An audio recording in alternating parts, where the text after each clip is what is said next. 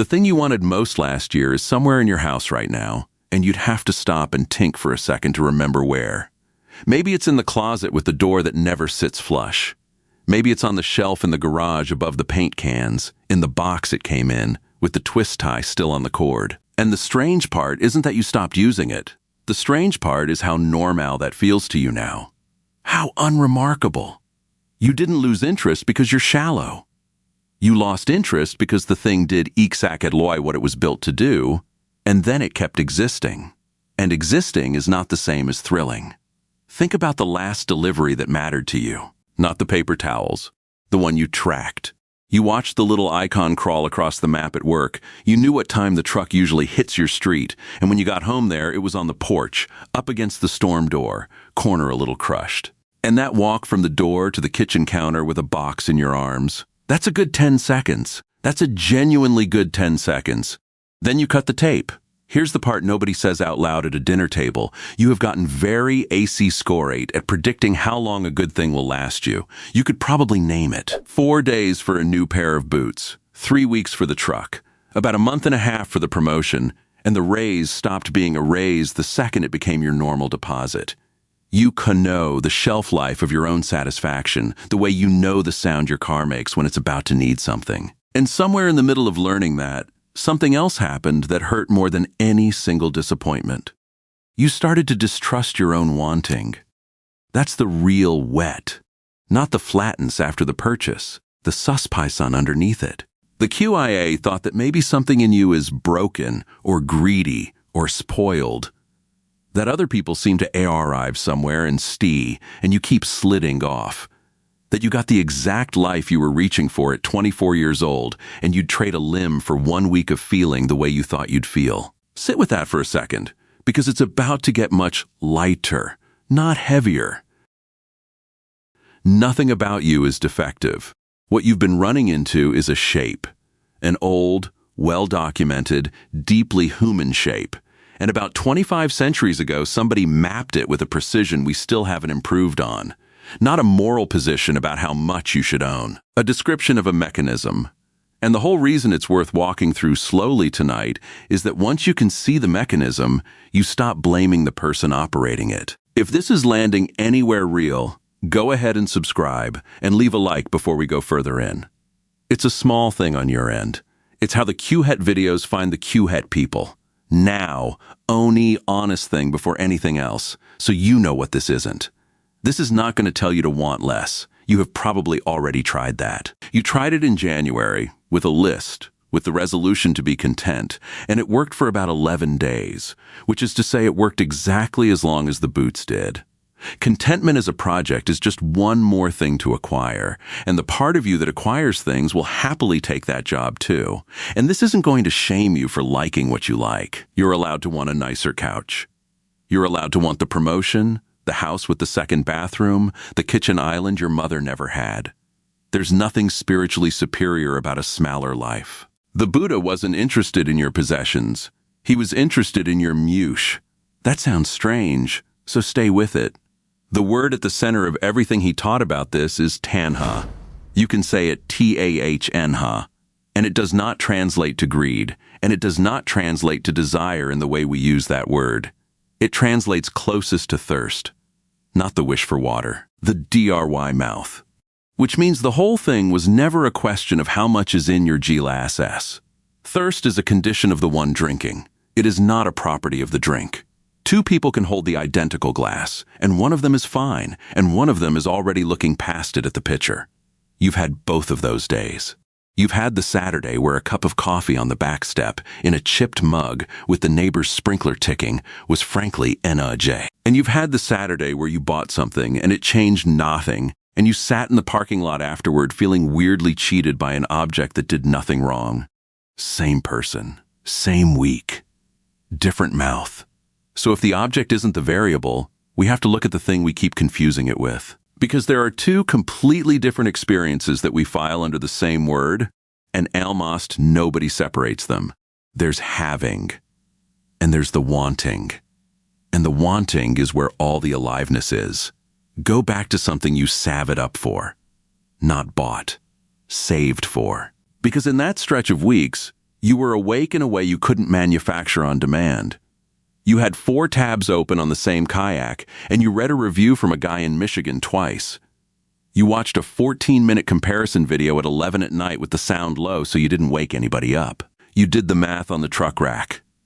You pictured the water, early, missed on it, nobody else out there. And what were you actually doing in those weeks?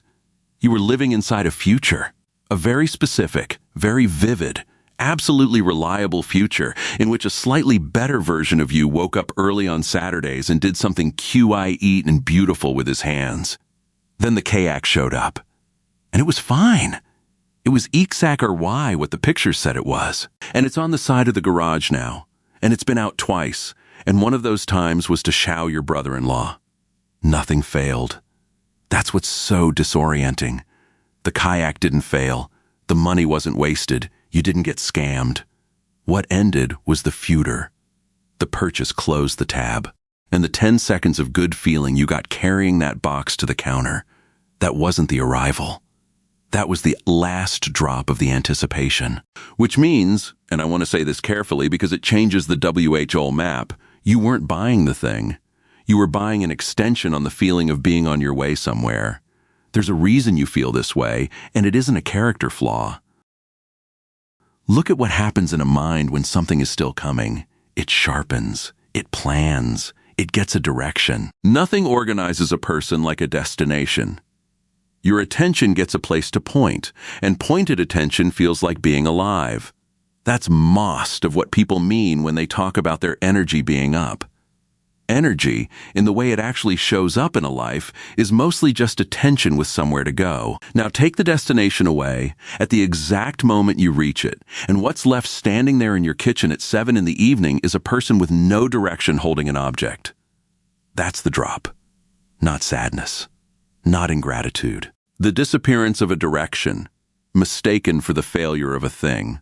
And if what I just described has a familiar taste to it, the achievement that arrived and left you standing in an empty room in yourself. There's a reflection here on the channel called The Emptiness You Feel is Asking You to become someone new, and it walks straight into that particular flatness, the one that shows up after you did everything right. If you haven't sat with that one yet, it's worth walking through after this. The two of them are looking at the same wall from opposite sides, because tonight we're on the other side of it, not what the emptiness is asking for, what the wanting is doing. And here's where the old map gets specific in a way that surprises people who assume this tradition is about giving things up. The Buddha's second truth doesn't say suffering comes from having too little. It says the unsatisfactoriness comes from the thirst itself, from the reaching, the laning, the low hum of not this that runs underneath a perfectly good Tuesday. Not from the world being insufficient, from the leaning being constant. Take your phone out for a second and open whatever list you keep. The Notes app, the wish list, the saved items, whatever it is. Scroll it. That's a document of dead wants. 15 things you were absolutely certain about at the moment you typed them, and you can't reconstruct why for at least 9 of them. Somebody wanted those. Somebody sat up at 11:40 and typed them in with real conviction. You're not looking at proof that you're fickle. You're looking at proof that the wanting has a life of its own that has almost nothing to do with what it lands on. That should be a relief. Read it again if it wasn't. If the thirst can attach to 15 unrelated objects in 1 year, then not one of those objects was ever the point. The mouth was the point. And a mouth is much closer to home than a bank account is. A mouth you can actually work with. Now watch the handoff. This is the part that goes by so fast in a real life that most people never catch it happening. 2 weeks ago, or 2 years ago, you closed on something, signed for something, finished something. Let's say it was the house, because for a lot of Americans, it's the house. 31 pages, initials in the corner of each one, that pen that felt too heavy, the woman across the table sliding each sheet over with 2 fingers, the smell of a conference room. You walked out into a parking lot holding a folder and a key in an envelope, and by the time you were on the road, you were pricing a fence, not in a bad way, not even consciously. It's just that the mind had one open item and then it didn't, and something in you cannot tolerate the not having one for the length of a drive across town. Same shape, different life. The woman who trains for 11 months for a half marathon. Cold mornings, the sports bra drying on the shower rod, the long, slow Saturdays with her mouth tasting like metal at mile 10. And she crosses that line, and she's CRYing, and it is real.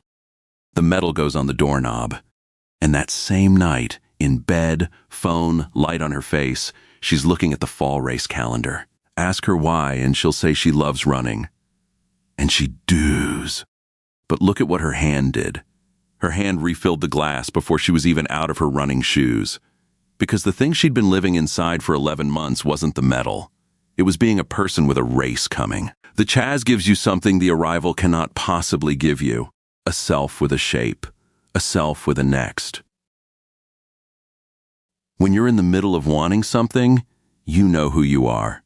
You're the guy saving for the truck. You're the one going back to school. You're the one getting out of that apartment. That's an identity, and it's a warm one, and it survives a bad week. Arrival dissolves it. So the flatness you feel after the good thing happens is not a verdict on the good thing. It's a small identity crisis wearing the costume of disappointment. Nobody teaches you to see it that way, so you look around your nice new kitchen and conclude that something's wrong with your capacity for joy. Nothing's wrong with your capacity for joy. Your joy is fine. It just got trained to work on an incline. And I want to name something here, because the people who feel this the sharpest are almost always the ones who've been told they think too much. If you're the person who notices the drop, who sat at the celebration dinner while everyone was toasting and felt a half-inch of distance between you and your own face, you didn't ruin the moment. You detected something accurate. Most people feel the same fade and just book another vacation on top of it. Feeling it means the reading is coming through clean. That's not a defect in the instrument. That's the instrument working. Here's the third layer, and it's the one that reorganizes everything above it. You never wanted the OBJH. You wanted the person you'd get to be once you had it. The kayak was never a boat.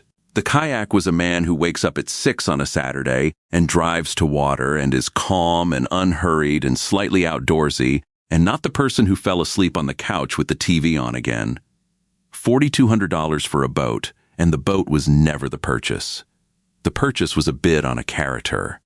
And that's why the letdown is so specific and so cute. The boat arrived. The character didn't. Look at the last 4 things you bought that you didn't need. Not with shame, with curiosity, like reading someone else's diary with permission. The road bike, the camera with 2 lenses, the complete set of cast iron, the standing desk. Every one of those was a person who rides at dawn, a person who notices light, a person who cooks on Sundays with the windows open, a person who has energy at 3 in the afternoon. You have been trying to buy your way into being someone, and the ache under all of it, the one you can feel right now, a little, under the ribs, isn't materialism. It's the most understandable longing a human being can have. You want to be a certain way. You want to be at Issei's in your own life. You've just been shopping in a store that doesn't carry it. There's an old image for this that I keep coming back to, and it's the one that finally made it stop feeling like a personal failing to me. Drinking salt water. You're thirsty. Genuinely, legitimately thirsty. Nobody's arguing with the thirst. And you drink, and for the first few swallows, it works. It's cold. It's wet. It does the thing. And 40 minutes later, your mouth is drier than when you started, and the only conclusion available to a thirsty animal is, not enough. Drink more. That's it. That's the WH trap, and notice what's missing from it. There's no villain. Nobody lied. The water was real, the thirst was real, the relief was real, and the mechanism still runs you into the ground. The Buddha had a fiercer version. There's an old discourse people call the fire sermon, and the claim in it is that everything you experience, what you see, what you hear, what you touch, the whole intake, is burning. Burning with wanting. Not evil. Not dirty. On fire. Running hat. I remember the first time I understood that as a temperature rather than a judgment, and how much of my life it explained. Not the big dramatic wanting. The temperature. The low hum you carry into a room without noticing it. The reason you open the refrigerator and stand there and close it. The reason you check the same 3 apps in a rotation and feel like you're looking for something even though nothing in your life is missing at that moment. Now, nobody handed you this. that matters, and I don't want to skip past it into blame. You were taught the thirst, gently, by people who loved you, in the country that had it worst. The catalog on the kitchen table in December, the corners folded down. The 60 seconds of commercial before the cartoon. The neighbor's new boat in the driveway, and your dad looking at it a beat too long while he coiled the hose. Your grandmother saying, "When things settle down, we'll finally." And she meant it, and they never settled. A whole country of ordinary, decent people learning the same sentence in slightly different words. A little more, and then I'll rest. And the honest part, the part that keeps this from being a rant about consumerism, which is not what this is that the wanting also built things. It built the road you drive. It got people out of towns that were killing them. It put your family in a house with a yard. The thirst is not a moral defect, and it isn't the enemy. It's a strong current, and it runs whether or not you approve of it. And the only real question ever available to you is whether you're swimming in it or being carried by it. Most of us have been carried so long we think the speed is us. Here's the reversal I did not see coming when I first sat with this material, and it's worth slowing down for. We treat wanting as information about the world. As in, I want that, therefore that is good, therefore getting it will improve my condition. We take the thirst as a report. But look at the evidence you already have, sitting in your own garage. If wanting were information about the world, then the things you got would have delivered what the wanting promised. Some did. A few did, and we'll get to those, because there's a real difference, and it's not the difference you'd guess. But most of them didn't, and the wanting was just as lewd for the ones that didn't. The wanting is not information about the object. The wanting is information about the state you're in when you do it, which means, quietly, without anybody announcing it, you've spent a lot of years taking dictation from a state you never once questioned. If something in that just clicked into place, that's the moment to leave a like. Genuinely, it's the difference between this reaching one person in 40. And if you know somebody who just got the thing they'd been reaching for and got strangely quiet afterward and couldn't explain it to anyone at the table, send this to them. Some things you can't say to your own family, but you'll let a stranger say them to you at midnight. I want to take you to a specific building because it's the most honest room in American life, and almost nobody thinks about what it is. The storage unit.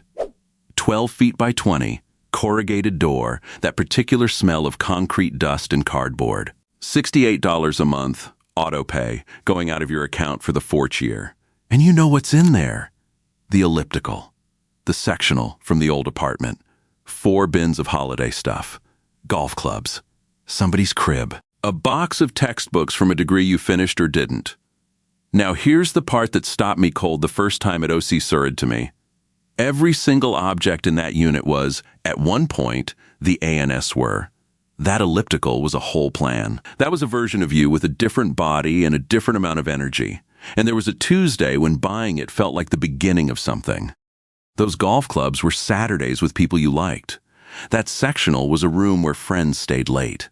None of it is trash. That's what gets me. It's not a room full of junk. It's a room full of former certainties. It's a museum of every self you were sure you were about to become, and you were paying rent on it every month, and you'd have to look up the gate code. I don't say that to sting you. I say it because that unit is the cleanest proof you'll ever get of the thing we've been circling. The wanting was never lying about the wanting. It was lying about the arval.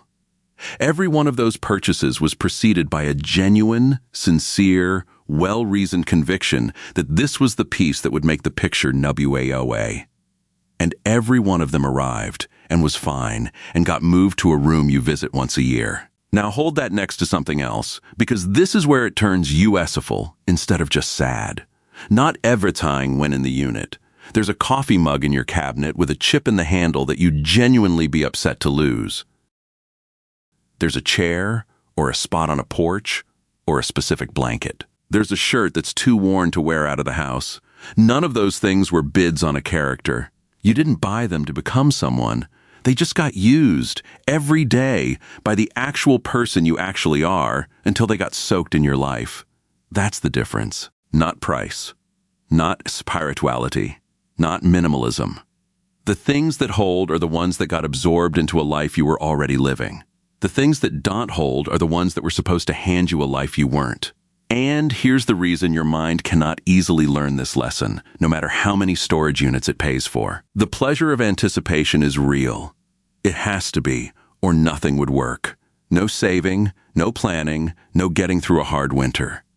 Your ability to lean forward into a future is the same ability that got your ancestors through a February with a nearly empty pantry. And it doesn't come with a setting that says only lean when it's worth it. So it leans at everything. The truck, the vacation, the reorganized garage, the text you're waiting on, the weekend, the next episode. There's a line in the Dhammapada, an old collection of sayings. The sense of it is that no shower of gold coins ever makes a person content with pleasure, and that isn't finger-wagging about wealth. Read it as engineering. It's a statement about the shape of the mouth, not the size of the pile. You could double every number in your life tonight, and the mechanism would be waiting for you tomorrow with the exact same posture. Which brings us to the strangest room in this whole thing. If the thirst runs whether or not it has a target, then somewhere in your week there has to be a moment where you can watch it running with nothing in front of it at all. And there is. You had one last night. 10:15 at night. You're on the couch, one lamp on, the dishwasher doing its second cycle. And you're scrolling.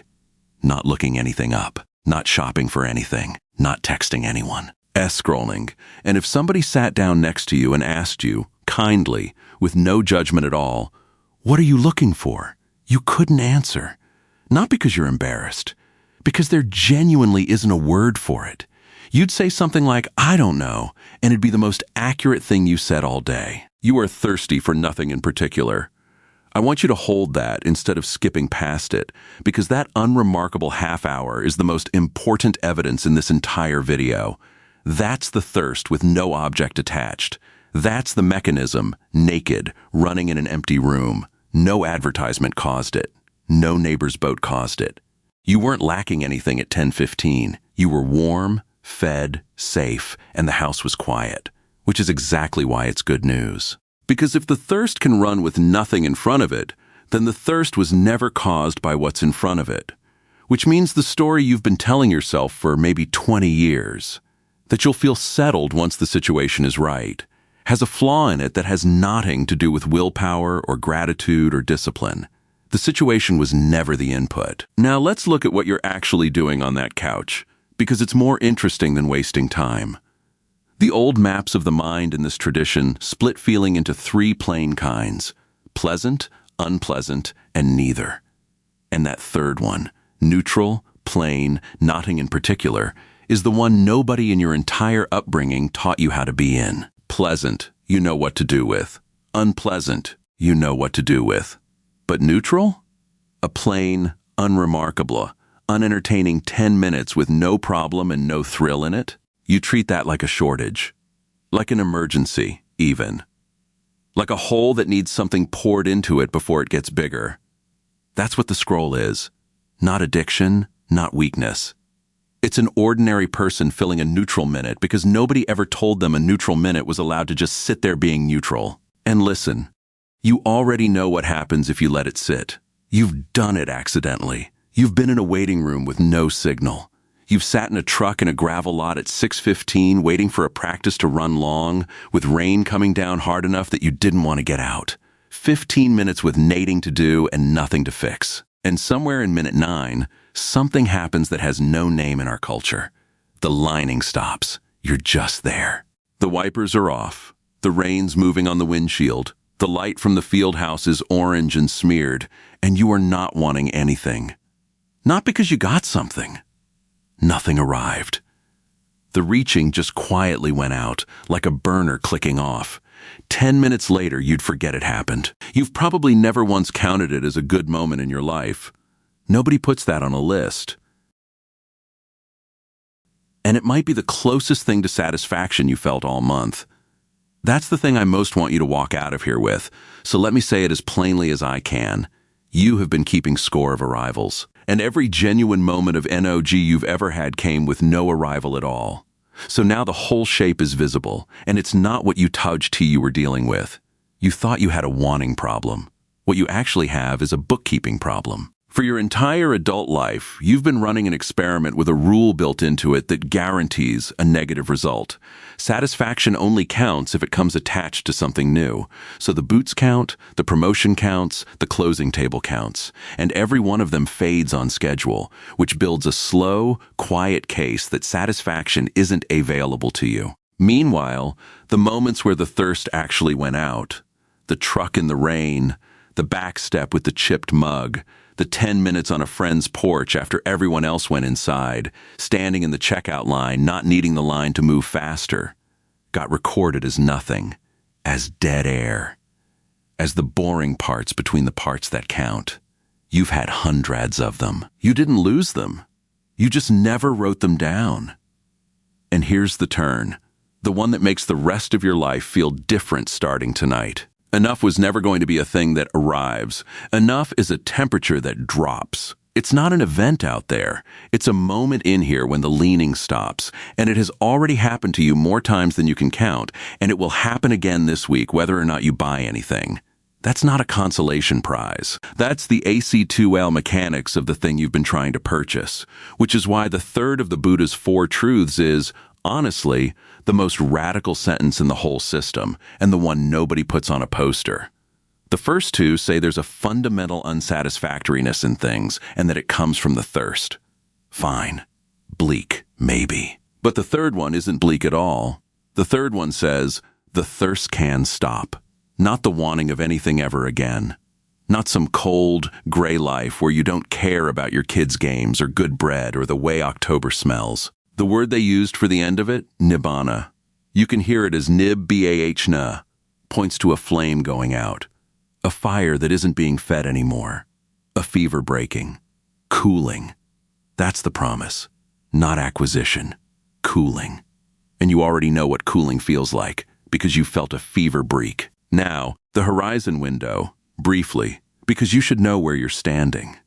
A merchant on a dirt road in northern India 25 centuries ago felt exactly this, walking home with a good day's silver, already thinking about next season. Somebody's grandmother felt it in 1953, standing in a new kitchen she'd wanted for 9 years, with her hand flat on the counter, waiting to feel different. Tonight, in about 40 million American houses, someone is holding a phone in the dark, thirsty for nothing in particular, quietly certain they're the only one who can't seem to land. You are standing in the longest line in human history, and every person in it thought they were standing in it all on. That's not a small thing to know. It takes the shame out. And once the shame's out, the whole thing becomes workable, because you can't work on something you're busy hiding. And I'll give you the honest limit here, because this channel doesn't hand out miracles. He never said the thirst turns off on command. He didn't promise you'd stop wanting things by Thursday. What he mapped was slower and more reliable than that. The thirst wakens when you stop obeying it automatically. The way any groove gets shallower when the wheel stops running through it. Not farce. Not a vow. Not white-knuckling. Attention, put in the one place nobody puts it. On the leaning itself, instead of on the thing being leaned at. So what does that actually look like on a Wednesday, in a real American life, with a job and a mortgage and people who need you? Smaller than you'd think. Almost embarrassingly small. It starts with a 2-second look. The next time you feel the pull, the cart, the tab, the app, the second helping, the thing you're about to add to the list, you don't have to stop. That's not the assignment, and any version of this that requires you to fight yourself will die by February like every other resolution. You just look at the thirst for 2 seconds before you act on it. That's all. Not to judge it. To see it. Because the pull has run your whole life on the assumption that it's invisible, and it turns out the pull cannot survive much direct attention. Look at it and you'll notice something specific. It isn't about the OBGC. It's a pressure, a leaning forward, usually somewhere in your chest or your jaw, and it's remarkably similar whether the object is a truck or a bag of chips. That similarity is the whole education. Once you feel that the pressure is the same pressure, you stop believing what it says about the object. Second thing, and this one's more tender. Name the character. When you catch yourself wanting something, ask who you'd be if you had it.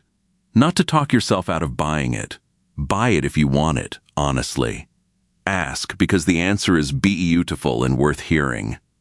The camera is a person who notices light.